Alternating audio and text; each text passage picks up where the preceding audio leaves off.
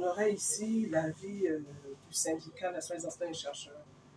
Monsieur Jean-Rémy Ama est le président. Depuis quelque temps, nous avons dénoncé, aussi bien au plan international, sa radiation arbitraire et son incarcération arbitraire. Et malheureusement, nous sommes au regret de constater que son état de santé se dégrade. Rappelons qu'avant son incarcération en mars dernier, M. Jean-Rémy Ama a bénéficié des garanties de représentation de plus d'une cinquantaine d'agents publics. Malheureusement, ce pan n'a pas pesé dans la décision qui a suivi. Et aujourd'hui, nous sommes consternés de voir qu'en dépit de la demande faite par Ange Kevin Zigou, son avocat, depuis le 24 mai, de liberté provisoire, nous attendons jusqu'ici la réaction de l'autorité judiciaire.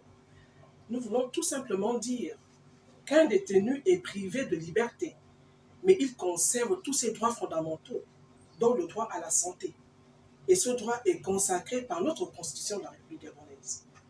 Donc nous interpellons la conscience des autorités politiques et judiciaires. Nous interpellons le bon sens de tous ceux qui sont appelés à se prononcer sur le cas Yama. Il souffre d'un syndrome sévère d'apnée du sommeil. Soyons humains. Sa condition sanitaire doit pouvoir prévaloir sur le judiciaire en l'état. C'est le sentiment du SNEC qui déplore et qui dénonce. En commerce, je déplore un phénomène avec l'avènement des réseaux sociaux. Beaucoup de Gabonais se lancent dans le voyeurisme.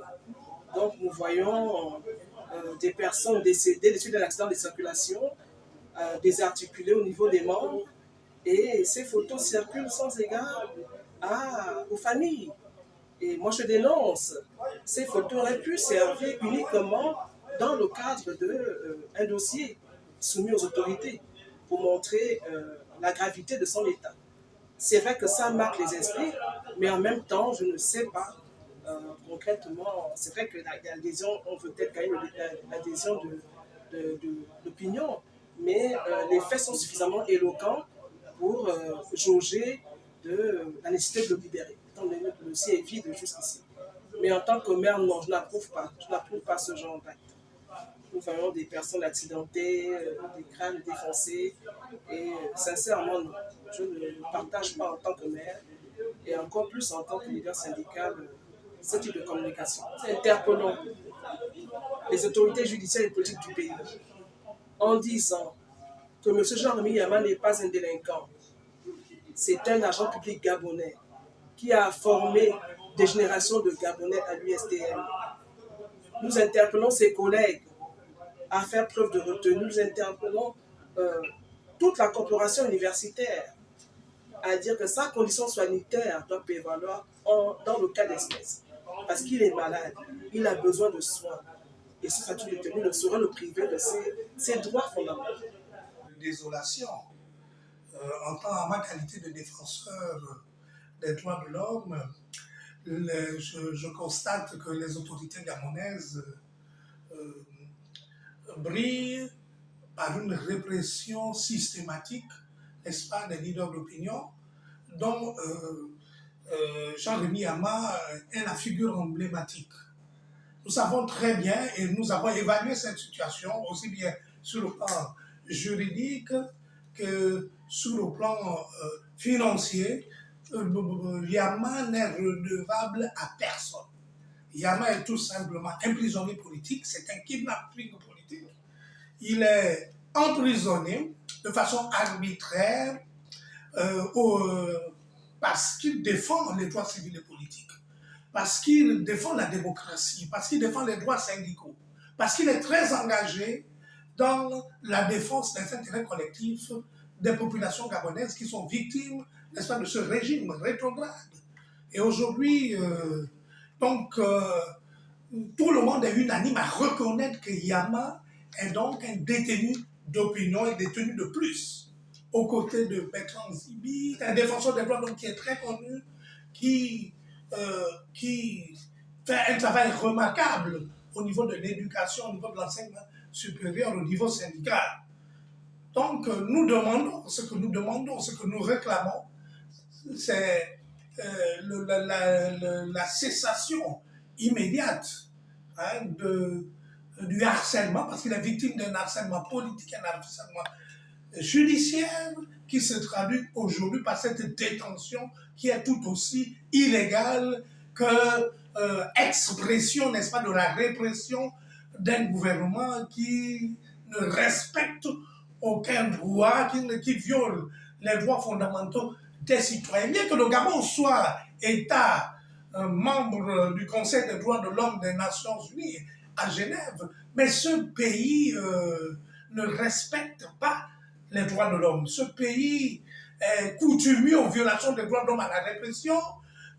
La justice aujourd'hui, elle est complètement prise en otage par le pouvoir politique, qui est un pouvoir politique oligarchique.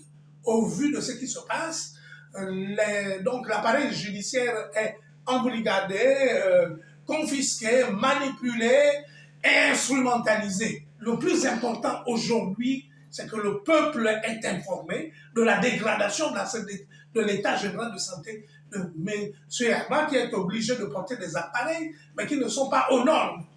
Yama souffre d'une pathologie liée au système cardiovasculaire qui nécessite une prise en charge dans les structures sanitaires appropriées que nous n'en avons pas au Gabon.